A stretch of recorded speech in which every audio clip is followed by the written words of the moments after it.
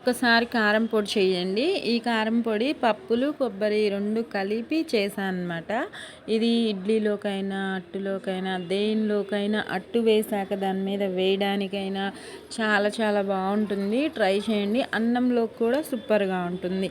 దానికోసం ingredients process చూద్దాము. ఎండు కొబ్బరి ఒక పావు కేజీ అంత ఎండు కొబ్బరి తీసుకున్నాను.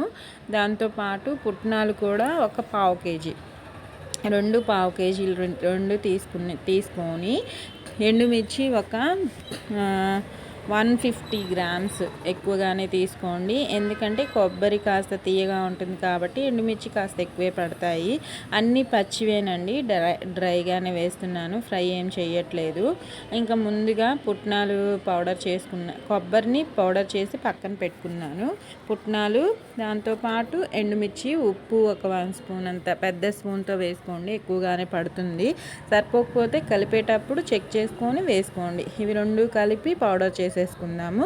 పుట్నాలు, ఎండుమిర్చి 2 ఒకేసారి నలిగిపోతాయి ఈజీగానే.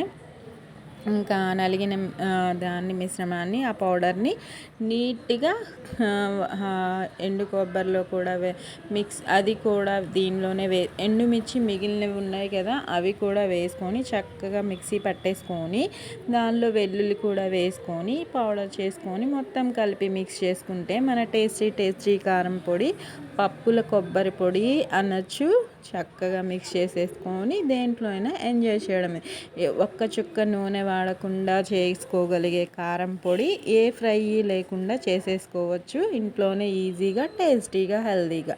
మీరు ట్రై చేయండి. ట్రై చేశాక ఎలా వచ్చిందో కామెంట్స్లో చెప్పండి. నా వీడియో వంటలు నచ్చితే లైక్ చేయండి, షేర్ చేయండి, కామెంట్ పెట్టండి, సబ్స్క్రైబ్ చేసుకోండి. Bye friends, take care.